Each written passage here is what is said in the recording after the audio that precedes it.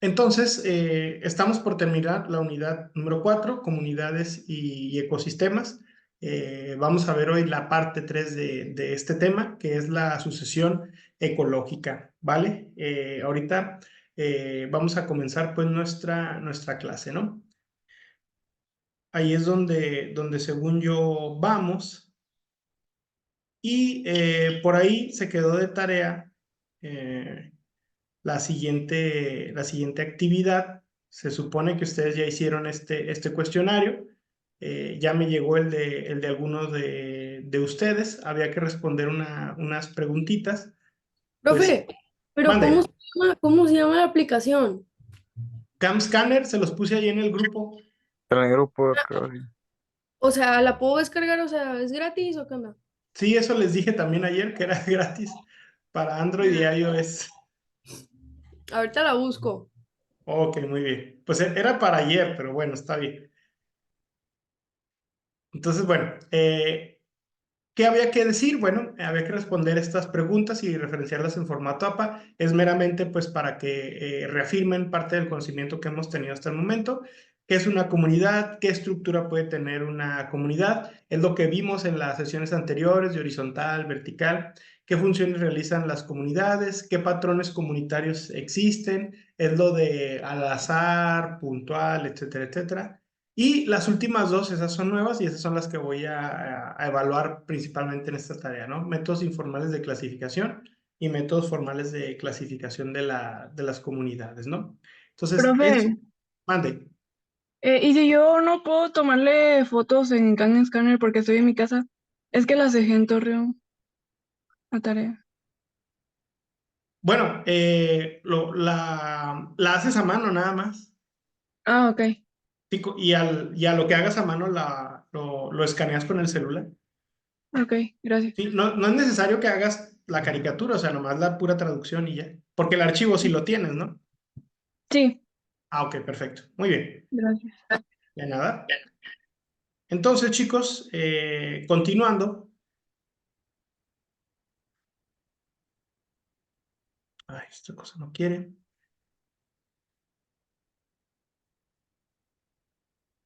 Entonces, lo que nos quedamos viendo ayer era pues los diferentes conceptos relacionados a los nichos, ¿no? En resumidas cuentas, habíamos dicho que un nicho ecológico puede ser definido como el hábitat más la función que desempeña ese organismo en ese ecosistema, ¿no? Y también habíamos dicho que normalmente las especies procuran estar dentro de un solo nicho para evitar la competencia con otro, ¿no? Sin embargo, si se traslapan vamos a decirlo, dos nichos, pues va a haber competencia y alguno de los dos organismos tendrá que perder, ¿no? Tal como lo dice aquí. Si los nichos de dos especies se traslapan o se sobreponen por completo, pues no pueden coexistir indefinidamente, ¿no? Ya sea porque va a haber un conflicto entre estos dos organismos por el recurso o se va a agotar el recurso simple y llanamente, ¿no? Entonces, continuando, también sabemos que los nichos evolucionan. ¿Por qué? Porque cambian con el tiempo, ¿no? No van a ser los mismos nichos cuando hay una temporada de lluvias a cuando hay una temporada de secas. Eso es muy importante que lo sepamos, ¿no? Dentro de las comunidades es importante que sepamos que en tanto mayor diversidad tengan, pues normalmente tienen una mayor cantidad de recursos disponibles. El hecho de que existan muchos recursos disponibles, llámese agua, aire, luz solar, cuevas, árboles, etcétera, etcétera, pues esto va a permitir que haya más espacio para que se ocupen esos nichos, ¿no? También sabemos que las comunidades con mayor diversidad, es decir, como en una ciudad grande, si hay muchos individuos, pues el espacio se va a reducir. Entonces, ¿qué tienen que hacer estas especies para poder sobrevivir? Lo dijimos ahorita anteriormente, no pueden sobreponerse sus nichos. ¿Por qué? Porque va a empezar a haber competencia, o se agota el recurso, o uno de los dos organismos va a ganar y va a desplazar al otro. Entonces, en ese sentido, entre mayor diversidad haya en un ecosistema, el nicho es más pequeñito, el nicho va a ser más específico, ¿no? También sabemos que las comunidades que tienen mucha diversidad pueden diferir en la diversidad de especies, sobre todo cuando las dos comunidades se parecen mucho. No recuerdo si con ustedes analizamos el artículo de la diversidad de plantas en Cuba. Cuba, como ustedes sabrán, pues es una isla, está en una latitud muy definida, y sin embargo, había una gran diferencia en las poblaciones de las plantas que habitan en La Habana o en Varadero, ¿no? Entonces, esto es muy importante para la gente que hace ecología, porque normalmente asumimos que en un área con las mismas características y condiciones climáticas vamos a encontrar las mismas cosas. Y esto no necesariamente es cierto. La clase anterior analizábamos el caso de la lagartija de las dunas, de Uma exul, y les comentaba pues que esta lagartija es endémica de aquí de la región. Pero cuando digo de la región, es en un puntito muy particular, que es en las dunas de Bilbao, en el municipio de Viesca, aquí en Coahuila. Esa lagartija, a pesar de que tiene acceso a las mismas, vamos a decirlo, cantidades de agua, luz, temperatura, no tiene acceso al mismo, vamos a decirlo, no tiene acceso a la misma cantidad o la granulometría del suelo que está en las dunas de arena, ¿no?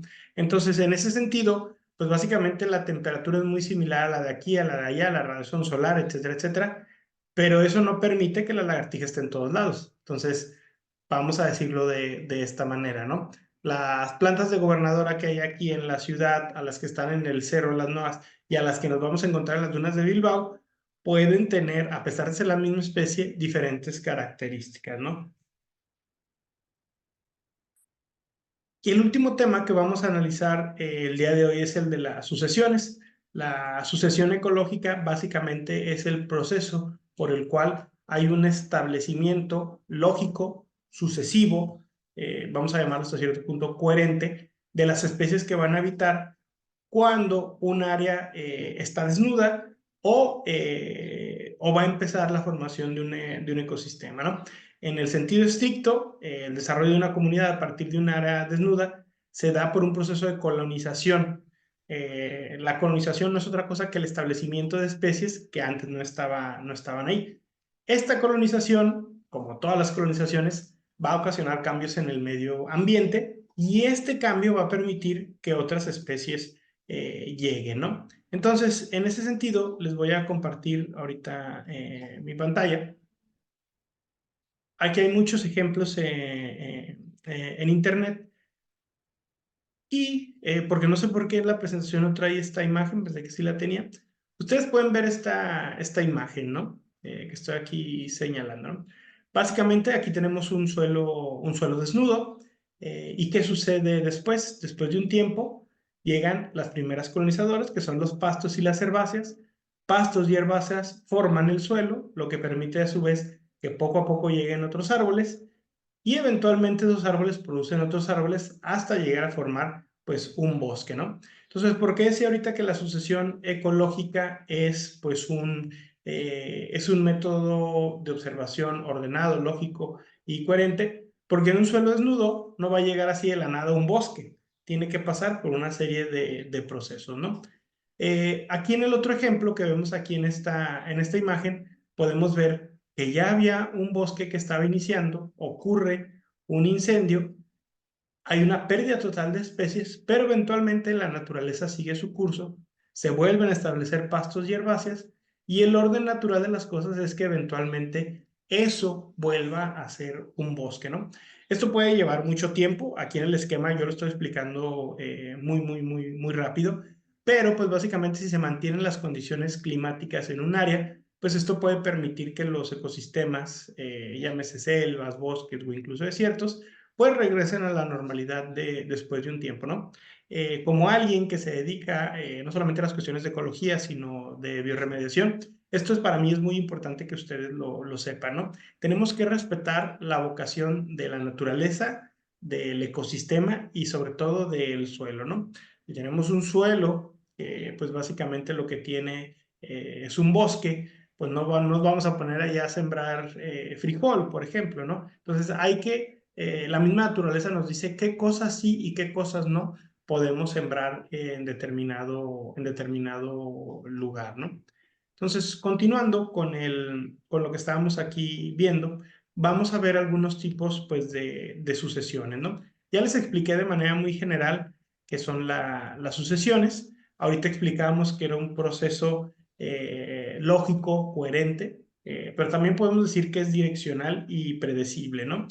¿A qué me refiero con esto? A que si nosotros tenemos en determinada área un bosque y lo tumban los talamontes o nos cae un incendio natural muy, muy fuerte, eventualmente ahí, y digo eventualmente, o sea, van a pasar algunos años, pues se va a regenerar ahí un bosque. No se va a formar ahí un glaciar, no se va a formar ahí un pastizal, ¿vale? Entonces, eventualmente eso va a volver a su estado natural, ¿no? La sucesión normalmente podemos decir que es progresiva, y esto va a sonar un poco romántico, pero yo concuerdo con esta idea. Muchos especialistas en ecología que analizan este hermoso fenómeno al cual llamamos vida, pues concuerdan en que la vida, una vez que se arraiga, tiende a florecer y a ocasionar la diversidad, ¿no? Eso pasa en todos los ecosistemas a todos los niveles, ¿no? ¿Qué pasa por la intervención del hombre? Pues básicamente muchas de las actividades humanas hacen un proceso opuesto a lo que es la sucesión. Entonces la sucesión busca de manera natural y de manera pausada y lenta generar una mayor diversidad de especies, ¿no? Pero las actividades humanas lo que hacen es cortar de tajo esa diversidad de especies, ¿no? Por la pérdida de hábitats, por el fraccionamiento de los mismos, ¿no? También, desafortunadamente, pues hay la sucesión ecológica regresiva, como ya lo expliqué hace un momento. Normalmente este fenómeno se da por eventos fortuitos, y naturales, llámese un tsunami, llámese la explosión de un volcán, pero normalmente pues es por los problemas que ocasiona el hombre, ¿no? Ya lo dijimos ahorita: fragmentación del hábitat, pérdida de hábitats, contaminación, etcétera, etcétera, ¿no? Otro tipo de sucesión, pues es la sucesión primaria. Normalmente la primaria se da en un lugar donde antes no había una comunidad vegetal, ¿no? Ejemplo, pues en algunos desiertos, ¿no? Normalmente, pues un desierto no tiene una comunidad vegetal, y lo que busca este fenómeno al cual llamamos vida, pues es establecer ahí seres vivientes, ¿no? ¿Cómo se va a lograr esto? Pues como ya lo dijimos hace un momento, primero van a llegar las especies punta de lanza, la carne de cañón, que normalmente son los pastos y las herbáceas, ¿no? En ese sentido, no sé si se nota mucho, sobre todo aquí en el norte del país, si ahora que fueron vacaciones viajaron por carretera, ustedes notarán que al lado de la carretera lo primero que hay son pastos y herbáceas. O sea, no hay así árboles luego, ¿no? Más, bueno, en las carreteras que ya son algo antiguas, ¿no? ¿Por qué pasa eso? Bueno, allí hubo una perturbación al ecosistema. ¿Y qué sucede? Bueno, pues que las plantas colonizadoras, una vez que está desnudo el suelo, pues aprovechan para empezar ahí su vida, ¿no? Es una forma de verlo, ¿no? También tenemos la sucesión secundaria. En ocasiones, pues los ecosistemas no son destruidos en su totalidad. ¿Y qué sucede? Pues hay una alteración, hay manchones donde se perdió la cobertura vegetal. Ahí es más fácil que se recupere el ecosistema, porque ya la sucesión no va a empezar en el nivel primario, va a empezar en el nivel secundario. Es decir, ya hay animales, ya hay plantas más grandes como los árboles, y por lo tanto, pues es más fácil regenerar ese tipo de ecosistemas, ¿no? También tenemos otro tipo de sucesiones. Las sucesiones se pueden clasificar en función de dónde viene la energía que alimenta el motor de la producción de nuevos seres vivos. Casi todas las sucesiones ecológicas son autótrofas, ¿no? De hecho, no me sé ningún ejemplo vamos a decirlo, de sucesión heterótrofa, ¿no? ¿A qué me refiero con esto? A que la energía que impulsa el cambio de estos ecosistemas normalmente proviene de las plantas, ¿no? De las plantas verdes, ¿no? A eso se le conoce como la sucesión autótrofa. Y por otra parte, como ya lo comenté, tenemos la sucesión heterótrofa, que es cuando la energía proviene de uno o más niveles diferentes al de la producción primaria, que es el de las plantas, ¿no? Seguramente hay ejemplos en la literatura, eso lo van a tener que checar ustedes después, ¿no? Entonces, chicos, eso sería el tema de la unidad número 4, comunidades y ecosistemas. No sé si alguno de ustedes tenga alguna duda o pregunta para poder continuar con el tema. No, profe. No, profe. Ok, perfecto. Entonces, chicos, esto todavía no va a ser, no va a ser tarea. Déjenme cerrar las ventanas porque tengo muchas ventanas abiertas y luego se traba la computadora. Para que lo vayan checando, ahí en el material que les pasé en la memoria, el tema que sigue a continuación es la unidad número 5. La unidad número 5 lleva por nombre ciclos biogeoquímicos. Entonces, ahí en la carpeta que por ahí les pasé, viene la actividad que sigue, las presentaciones de lo que son los ciclos bioquímicos y también vienen ahí algunos videos, ¿no? Los videos a ver si los alcanzamos a ver la próxima sesión para que quede un poquito más claro el tema, ¿no? Entonces vayan checando ese material y también para que le vayan avanzando a la tarea, porque esta tarea ya les toca a ustedes.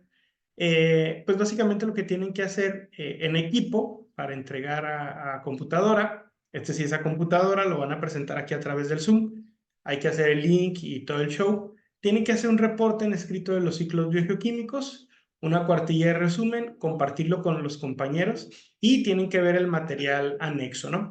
Entonces, en ese sentido, tiene su exposición es de los ciclos biogeoquímicos y el papel que juegan los microorganismos en ellos, ¿sale?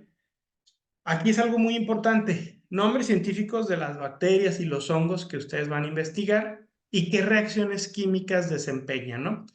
Pueden ir investigándolo, pueden irlo haciendo, les va a quedar mucho más claro con los videos. Mande, perdón. ¿Lo puedes repetir otra vez? Sí, de hecho es lo mismo que estoy leyendo. Ah, Exposición y... ah, Sí, pues es que si estás viendo el Facebook u otra cosa, no me vas a ver, no. Ok, es la exposición y representación de los ciclos biogeoquímicos y el papel que juegan los microorganismos en ellos desarrollándolo. Ojo aquí, dice en paréntesis, para que no lo vayan a olvidar. No olviden las reacciones químicas, es lo más importante para este tema, ¿no? Y tienen que escoger un ambiente, un reactor biológico aerobio, un reactor biológico anaerobio, un relleno sanitario, una composta o algún ecosistema de los que hemos visto hasta ahorita, ¿no? Puede ser un manglar, un ecosistema ripario, un bosque, una selva, un glaciar, el que a ustedes les guste, ¿no? Citarlo y referenciarlo en formato APA. La caricatura, pues es esta de unas águilas, ¿no? Ok, entonces esa es la tarea. No va a ser para la siguiente sesión, es de la sesión que sigue a la siguiente, ¿sale? Para que lo tengan ahí en cuenta, ¿no? Y antes de irnos, porque todavía tenemos tiempo, pues les voy a dar una breve introducción al tema, ¿no? Entonces, empezamos pues la unidad número 5, que es esta, ¿no? Si la pueden ver? Sí, Perfecto, muy bien. Entonces, la recomendación del día es que vayan allá a Cuevana o con su pirata de confianza y busquen esta película, ¿no? Esta película es viejísima, ¿no? Se llama en inglés Soylent Green. En español le pusieron Cuando el destino nos alcance, ¿no? Básicamente, ¿de qué trata a propósito de lo que vamos a analizar el día de hoy? ¿De qué trata esta película? Sin ánimo de spoilearla, pues básicamente hay un detective que es contratado por una persona porque pues se le han desaparecido varios seres queridos, ¿no? Entonces, pues en este futuro distópico, ¿qué sucede? Pues que muchas personas están empezando a desaparecer y no se explican como por qué o qué. Entonces, el gobierno, como hay escasez de alimentos, lo que hace es racionar y dar a la población una especie como de galletas y supuestamente estas galletas que se ven así en la película como verdosas, se les conoce como las llamadas Soylent Green. que pues básicamente son galletas verdes de lentejas y de soya. El gobierno dice que tienen eso, ¿no? ¿Cuál es la realidad? Pues el investigador anda pues tratando de descubrir cuál es el problema con esto, porque están de repente desapareciendo tantas personas. Resulta ¿cómo se llama? Que la persona en cuestión descubre que el gobierno ya no tiene cultivos, que hace mucho tiempo que dejaron de utilizar soya para hacer las galletas, y lo que están haciendo es que agarran a vagabundos, a gente random por la calle, los matan, los asesinan y los transforman en estas galletas que están repartiendo a la población para comer, ¿no? Entonces, pues es una película para la reflexión. Es viejísima, es por ahí de 1975, si mal no recuerdo, y ellos decían que para el año 2022 pues ya no iba a haber alimentos suficientes, ¿no? Entonces, pues esa es la reflexión del día de hoy, ¿no? Entonces, bueno, vamos a analizar primero qué demonios es la contaminación, ¿no? La contaminación, en el sentido estricto, pues es la introducción de sustancias en un medio que provocan que éste sea inseguro o no apto para su uso, ¿no? Cuando hablamos de medio, pues normalmente nos referimos a un ecosistema, a un medio físico o incluso las nuevas conceptualizaciones del término contaminación ya nos hablan de que un ser vivo, más que enfermo, más que dañado, puede ser un ser vivo que está contaminado, ¿no? El contaminante normalmente puede ser una sustancia química, es decir, un químico, o energía, ¿vale? ¿Qué tipo de energía? El sonido, el calor, la luz o la radioactividad. Entonces, normalmente pensamos en contaminación y lo primero que nos viene a la mente es, pues, la basura. Pero hay otras cosas que contaminan y que no necesariamente las podemos, vamos a decirlo de alguna manera, tocar. ¿Cómo qué? Pues como el sonido, como el calor o como la luz, ¿no? Entonces, esos son tipos de contaminación que también pues deben considerarse, ¿no? Normalmente cuando hablamos de contaminación, hablamos de que hay una alteración negativa del estado natural del medio, ¿no? Y normalmente, ¿qué sucede? Pues quien es responsable de esta contaminación, pues es la actividad humana. Entonces, normalmente las actividades humanas, cuando no tienen un control, cuando no tienen una metodología ideal, pues terminan pues ocasionando lo que se conoce como el impacto ambiental. Y aquí va el comercial. En la carrera de Ingeniería en Procesos Ambientales, su servidor también da la materia de impacto ambiental, ¿no? ¿Recuerdan la serie de videos que por ahí les publiqué hace no mucho, hace como un semestre, que trabajamos en el proyecto de agua saludable para la laguna? Pues eso es lo que estábamos haciendo, midiendo el impacto ambiental de una actividad humana, ¿no? Que era la presa derivadora en ese entonces, ¿no? Esa fase del proyecto concluyó y esperamos este año volver a colaborar con la gente de la Comisión Nacional del Agua para, ahora sí, monitorear el impacto ambiental de la construcción, pero no de la presa derivadora, sino de la planta potabilizadora, ¿no? Eso va a aparecer luego en el canal de YouTube. Ahora bien, vean esta imagen. ¿Ustedes qué piensan? ¿Que esto es neblina o esto es humo? Bueno, para empezar, ¿dónde está este lugar? Ahí les da una pista. En China. Es en China, exactamente, ¿no? Entonces aquí tenemos a estos ancianos chinos que están practicando tai chi en lo que parece ser la explanada de algún templo, pues chino, obviamente, ¿no? Y ustedes dirán, bueno, pues sí, pero ahí parecería que es bruma porque la gente, si se fijan, está como con abrigos, con ropa de invierno, ¿no? La realidad es que no, que eso es contaminación. China ya es uno de los países más contaminados del mundo y va a seguir estando más contaminado todavía, ¿no? Y ahorita vamos a analizar por qué. Por ahí del año 2015, 2016, y esto no era un mito urbano, esto era 100% real, había una ley en China que impedía que los matrimonios tuvieran más de un hijo. Se le conocía como la ley del hijo único.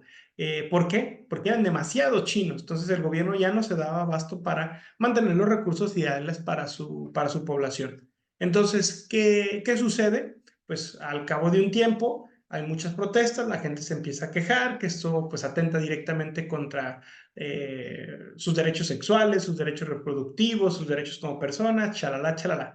El gobierno da marcha atrás a esta ley ¿Y qué sucede? Al año siguiente nacen literalmente millones de chinos. Se suspende esta prohibición y ¿esto qué ocasiona? Pues una demanda excesiva de recursos, ¿no? Esta foto fue tomada 1 año, 2 años después de cuando se quita esta ley del hijo único en China. No quería decir que si tenías un segundo hijo te lo mataban, sino perdías beneficios fiscales, el gobierno te cobraba más impuestos, etcétera, etcétera. Para que nos demos una idea de la cantidad de recursos que han de ocupar los chinos, ¿cuántos mexicanos somos aproximadamente en este momento? 120 millones. Ay, cerca la vale, Liu. Somos casi 130 millones de mexicanos. ¿Cuántos son los chinos en este momento? Como 1.000 millones. Son casi 10 veces más. Andas con todo el Liu, ¿eh? Son casi 10 millones más. Toda la población mexicana, multiplíquenla por 10. Los chinos andan alrededor de 1.200.000.000, 1.300.000.000 de chinos. O sea, es una cantidad increíble de personas las que son. Y pues obviamente todas esas personas están necesitando recursos, energía, alimentos para poder vivir y eso es la consecuencia en cierta medida de la contaminación, ¿no?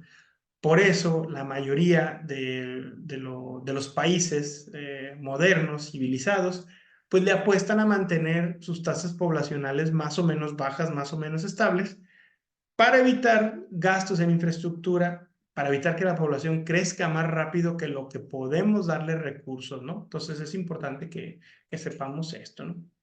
Y bueno, independientemente de la definición que ustedes quieran darle a la contaminación, pues finalmente no es otra cosa que la alteración de los ciclos biogeoquímicos, ¿no? Y ahorita vamos a ver qué demonios son los ciclos biogeoquímicos, ¿no?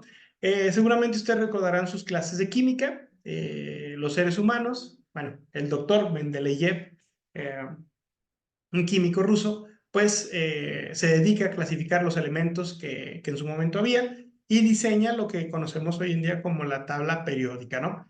La tabla periódica, pues básicamente es una forma de acomodar los elementos químicos que existen en este planeta.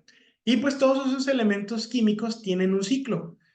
Yo me quedé en que eran, bueno, los sintéticos no sé, no tengo la certeza, ¿no?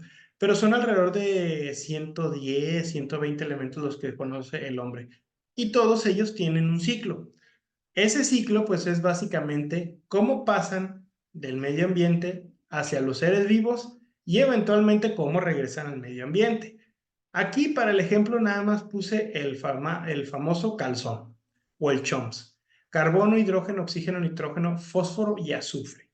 No quiere decir que no existe este ciclo para el resto de los elementos. Quiere decir que estos son los más estudiados y los que aparecen más en la literatura porque son los más importantes.